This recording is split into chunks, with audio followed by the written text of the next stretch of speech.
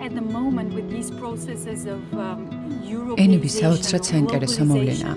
ახლა, როდესაც ევროპეიზაციისა და გლობალიზაციის პროცესები მიმდინარეობს, შეიძლება ითქვას ჩვენ შორის საზღვრები ფაქტობრივად აღარ არსებობს. ენების ცოდნა ძალიან მნიშვნელოვანია. ეს არ არის მხოლოდ ცალკეული სიტყვების თარგმნა, რისთვისაც დღეს უამრავი ლექსიკონი გვაქვს. გარდა ამისა, ხელოვნურ ინტელექტსა და ბატონ Google-ს ერთი წაკითხვით შეუძლია ტექსტების გადათარგმნა. ენა ბევრად ღრმა ფენომენია, ვიდრე უბრალოდ სიტყვებისა და გრამატიკის ცოდნა. ენის ცოდნა კონკრეტული კულტურის ცოდნასაც ნიშნავს.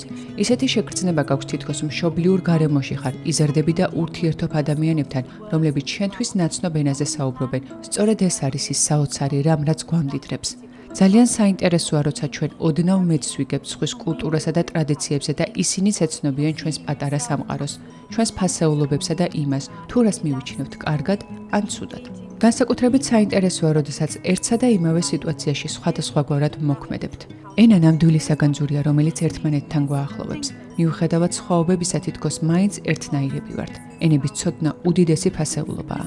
სამწუხაროდ მე ქართული არ ვიცი. ფიქრობ ეს არის უნიკალური ენა, განსაკუთრებით ჩვენთვის, ბულგარელებისთვის, რომლებმაც საკუთარი ენის ფასი ვიცით. ქართული ძირძველი ენაა, რომლის ფესვებიც ისტორიული სათავეებიდან მოდის. ესაა სრულიად განსხვავებული ენა თავისი სიტყვებითა და მნიშვნელობებით. ჩემთვის ძალიან საინტერესოა ქართული კულტურა, მენტალიტეტი, აზროვნების სტილი, სამყაროს აღქმა. იმედია, ოდესმე ჩამოვალ საქართველოში და ამ ყველაფერს თავად გამოვცდი.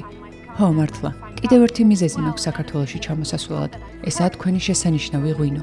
ასე რომ აუცილებლად გესტუმრებით და სრულყოფილად გავეცნობი ქართულ კულტურას. and to be familiar with Georgian culture at all.